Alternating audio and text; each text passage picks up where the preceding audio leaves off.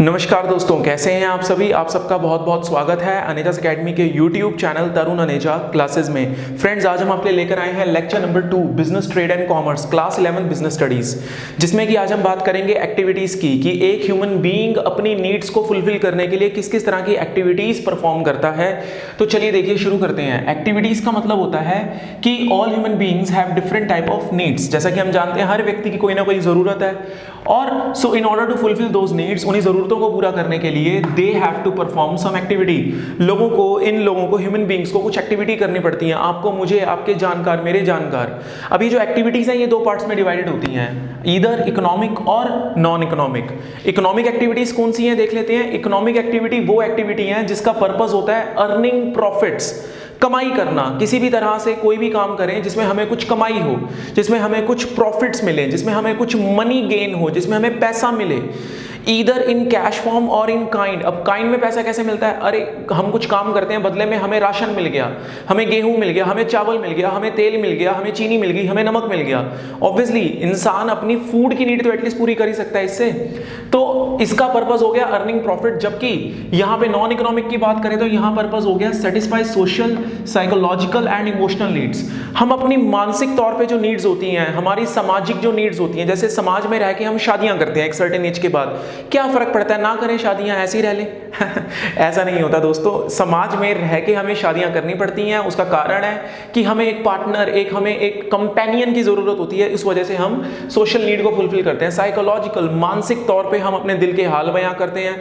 कुछ लोग अपने पेरेंट्स से करते हैं, कुछ लोग अपने फ्रेंड से करते हैं, कुछ लोग अपने लाइफ पार्टनर के साथ करते हैं, और कुछ लोग तो पड़ोसियों के साथ भी करते हैं, जोक्स अपार्ट। तो साइकोलॉजिकल नीड्स दोस्तों, तो साइकोलॉजिकल हमारी मानसिक नीड्स हो गई, वो भी हमारी नॉन इकोनॉमिक में आती हैं। इमोशनल नीड्स हो गई, अपने इमोशनल जो हम कह सकते हैं प्रॉपर्टीज हैं, उसको फुलफिल करने के लिए, लव, अफेक्शन, एंगर, समझ सकते हैं आप।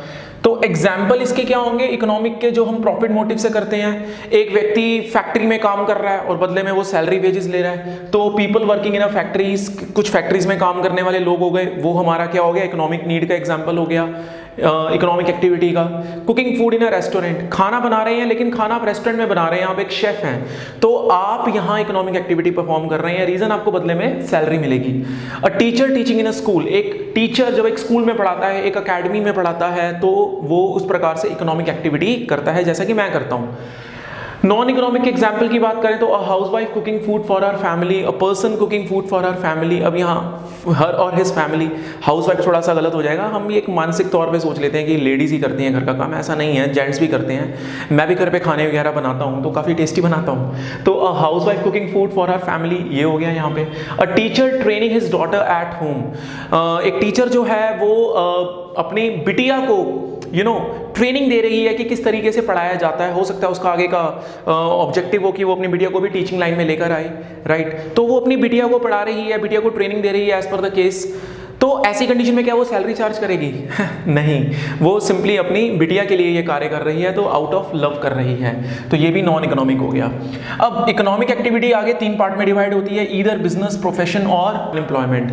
तो देखिए, बिजनेस क्या है, बिजनेस के बारे में भी बात करेंगे, प्रोफेशन क्या है उसके बारे में बात करेंगे, एम्प्लॉयमेंट क्या है उसके बारे में बात करेंगे सेपरेट अभी आने वाले अपने इसी लेक्चर में। लेकिन इसके कुछ एग्जाम्पल देख लेते हैं। बिजनेस हो गया जब आप अपना खुद का कार्य करते हैं, वैसे बता दूं आपको, प्रॉफिट मोटिव के लिए, तो ये आप या तो फिशिंग कर सकते हैं या मैन्युफैक्चरिंग गुड्स बना सकते हैं। माइनिंग, आप जमीन से खुदाई करके उसमें से सोना, लोहा, खनिज तरह तरह के निकाल सकते हैं। प्रोड्यूसिंग और selling electronic goods, Nehru place में कंप्यूटर मार्केट है हमारे यहाँ दिल्ली में, जो रहने वाले लोग हैं वो जानते होंगे।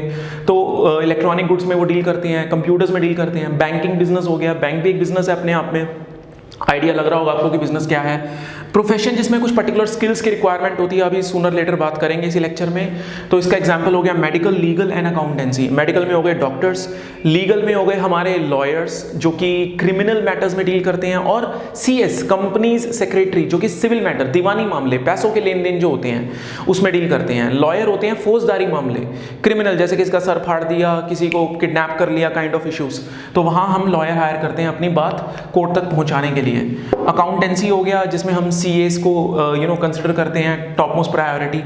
और एम्प्लॉयमेंट हो गया किसी के लिए नौकरी करना, बदले में सैलरी या वेजेस लेना। इसके एग्जाम्पल हो गए वर्कर, एम्प्लॉय, सेल्स पर्सन। तो आगे बढ़ने से पहले please pause the video and note it down. चलिए जी, अब बात कर लेते हैं बिजनेस, एम्प्लॉयमेंट और प्रोफेशन के मीनिंग के बारे में। देखिए, बिजनेस का मतलब होता है रेफर्स टू परचेज एंड और sale of goods and services. आप जब गुड्स एंड सर्विसेज को खरीदते व बेचते हैं with the objective of earning profit, profit कमाने के उद्देश्य से, तब आप क्या कर रहे होते हैं? आप एक बिजनेस कर रहे होते हैं। इसका एग्जांपल हो गया टाटा ग्रुप्स, टाटा ग्रुप में टाटा सॉल्ट हो गया, टाटा स्टील हो गया, ठीक है जी। और इस तरीके से रिलायंस इंडस्ट्री, रिलायंस की इंडस्ट्रीज हो गई। अब रिलायंस में कई तरह के, रिलायंस ग्रुप ऑफ इंडस्ट्रीज में कई तरह के कार्य होते हैं। रिलायंस पॉलीमर्स हो गया, रिलायंस जियो हो गया, तो वो प्रॉफिट कमाने के उद्देश्य से सारे कार्य करते हैं। दूसरा है इसमें प्रोफेशन। प्रोफेशन क्या है? It includes those activity which require special knowledge and skills in the occupation.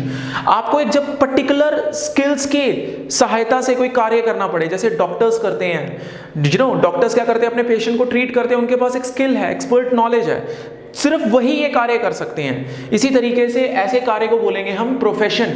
इसके लिए आपको जरूरत होती है स्पेशलाइज्ड नॉलेज की। एग्जांपल के तौर पे ICAI, institute of chartered accountants of India, India में क्या कराता है? CA कंडक्ट कराता है। ICSI, institute of companies secretaries of India, तो ये CS जो कंपनी सेक्रेटरीज का प्रोफेशन है, एक सिविल लॉयर का प्रोफेशन है, वो कंडक्ट कराता है। बार काउंसिल ऑफ इंडिया लॉ के लिए है, जो हमारे क्रिमिनल लॉयर्स होते हैं, आप कह सकते हैं एडवोकेट्स, उसकी स्टडी कंडक्ट कराता है। तो ये प्रोफेशनल बॉडीज हो गई, ICAI, ICSI, bar council of India, और ये हो गए professions, CA, CS and lawyer.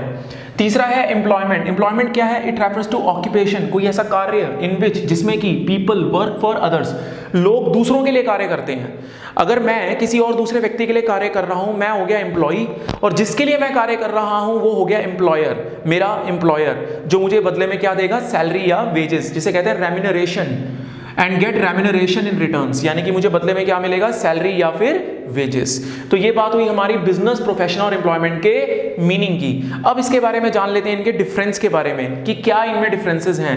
देखिए, जब भी एग्जाम में डिफरेंस आएगा तो आपने इसी तरीके से ही प्रेजेंट करना है, विद बेसिस के साथ। अगर बिजनेस प्रोफेशन का आया तो आप सिर्फ बिजनेस प्रोफेशन बताएंगे, प्रोफेशनल एम्प्लॉयमेंट आया तो प्रोफेशनल एम्प्लॉयमेंट बताएंगे, एंड सो ऑन। एम्प्लॉयमेंट या बिजनेस आया तो सिर्फ ये 2 कॉलम लिखेंगे। बट इसी पैटर्न, इसी स्टाइल में लिखना है, बेसिस के साथ, तभी मार्क्स मिलते हैं, बिना बेसिस के मार्क्स नहीं मिलते। ये बात ध्यान रखिएगा दोस्तों। तो सबसे पहले बात करते हैं basis number 1, mode of establishment, किस तरीके से बनाया जाता है जो हमारा बिजनेस है। तो इसके मोड की बात करें, starts after completing some legal formalities, you can call it as licence. आपको अगर मान लो खाने का कोई काम शुरू करना है, जोमेटो पे, स्विगी पे, कोई क्लाउड किचन शुरू करना है, तो बेसिक एक आपको लाइसेंस, फूड लाइसेंस की जरूरत है, and you will start your business, you will be able to start your business. So profession में क्या है? membership or certificate of practice is needed. Yes, if you want to become a CA or CS or any lawyer, you can say, so you need certain professional degree for that. और वो professional degree आपको कौन provide कराएंगे? मैं already बता चुका हूँ। उससे related जो associations हैं, जो संस्थाएं हैं, वही आपको degrees provide कराएंगी। Employment, it will start after getting appointment letter from your employer side. आप जिस कंपनी में नौकरी के लिए इंटरव्यू दे रहे हैं, जैसे ही वो आपको अपॉइंटमेंट लेटर प्रोवाइड कराएगा कि that you are being appointed for that particular job, तो आपको वहीं से ही आपका काम शुरू हो जाएगा। दूसरा है नेचर ऑफ वर्क। इसमें किस तरह के कार्य करने होते हैं? मैंने बताया गुड्स एंड सर्विसेज का लेन देन होता है related to goods and services.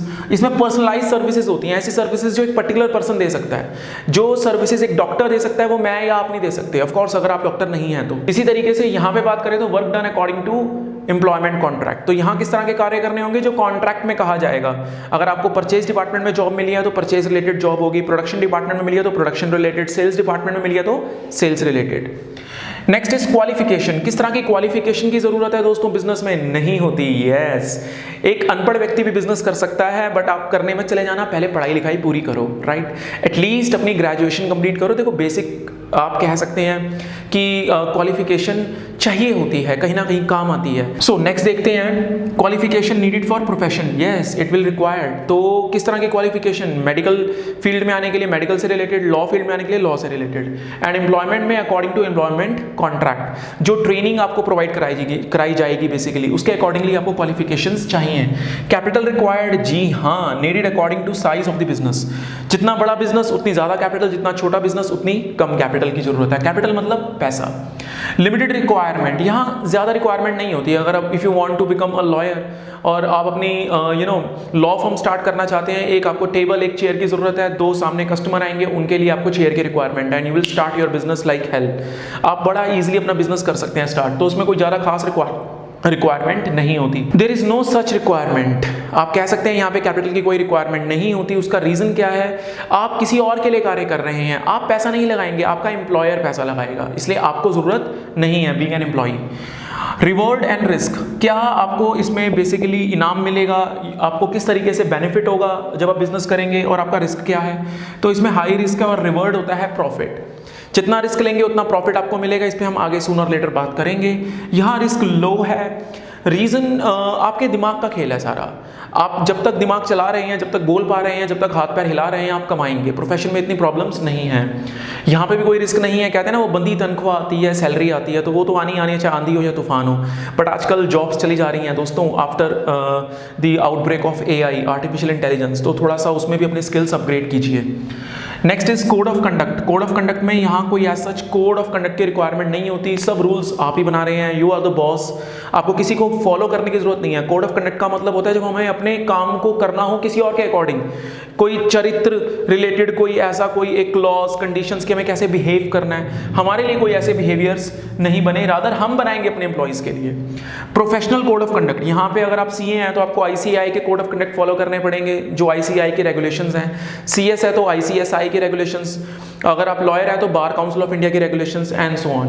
यहाँ पे according to terms and condition of services, यानी कि जो आपका एम्प्लॉयर जो आपको नौकरी में कार्य करना है उसके अकॉर्डिंग, उसी कोड ऑफ कंडक्ट के अकॉर्डिंग आप अपना कार्य करेंगे। तो दोस्तों this is all about lecture number 2, business, trade and commerce से रिलेटेड। अगर आप नए हैं और अगर अभी तक आपने मेरे चैनल को सब्सक्राइब नहीं किया तो प्लीज सब्सक्राइब कर लीजिए और बेल आइकन को हिट जरूर कीजिएगा। दोस्तों मैं एक मिशन पर हूं और ये मेरा मिशन है आपका बिजनेस स्टडी का क्लास 11 का कोर्स कंप्लीट कराना, और ये मैं बहुत जल्द करवा दूंगा। इसलिए कह रहा हूं आप बेल आइकन हिट कीजिए ताकि ऐसी वीडियोस जो मैं रेगुलरली अपडेट कर रहा हूं, अपलोड कर रहा हूं, आप तक इसकी नोटिफिकेशन आ जाए। सो मिलते हैं दोस्तों अगली वीडियो में। Thank you so much.